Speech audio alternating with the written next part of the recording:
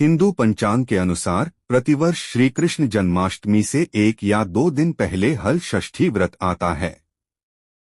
श्री कृष्ण के बड़े भाई और भगवान विष्णु के अवतार भगवान बलराम के जन्मदिवस के अवसर पर हल षष्ठी या हल छठ का त्योहार मनाया जाता है। धार्मिक मान्यता के अनुसार भाद्रपद कृष्ण षष्ठी तिथि को हल षष्ठी या हल छठ का पर्व मनाया जाता है।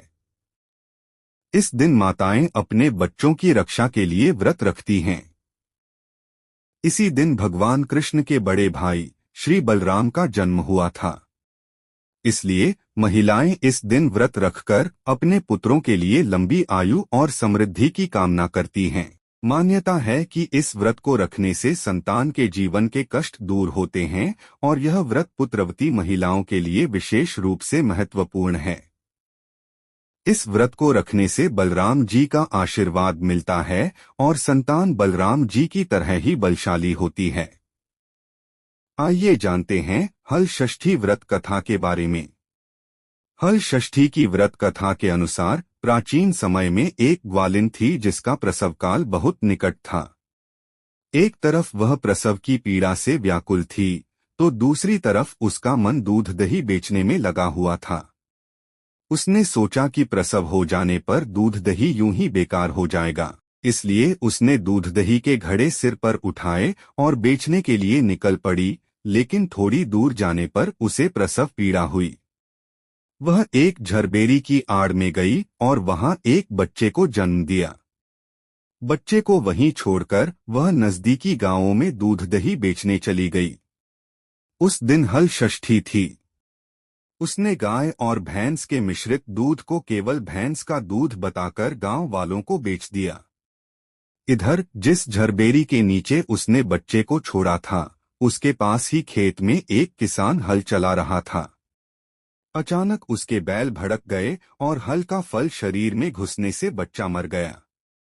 इस घटना से किसान बहुत दुखी हुआ, परंतु उसने हिम्मत और धैर्य से काम लिया। उसने झरबेरी के कांटों से ही बच्चे के फटे हुए पेट में टांके लगाए और उसे वहीं छोड़ दिया।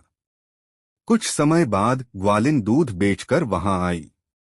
बच्चे की दशा देखकर उसे तुरंत समझ आ गया कि यह उसके पापों की सजा है।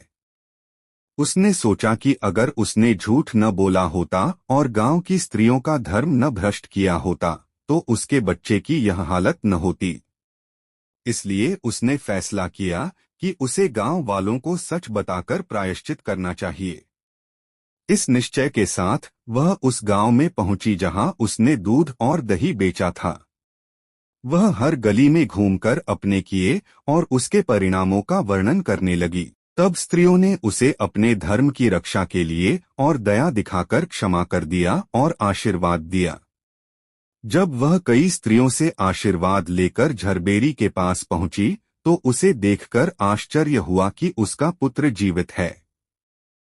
तब उसने स्वार्थ के लिए झूठ बोलने को बहुत बड़ा पाप समझा और झूठ न बोलने का संकल्प लिया। इसलिए हल षष्ठी व्रत और कथा सुनने से बच्चों को लंबी उम्र और सुखी जीवन का आशीर्वाद मिलता है। बोलिए भगवान बलराम की जय, श्री कृष्ण भगवान की जय। आपका बहुत बहुत धन्यवाद।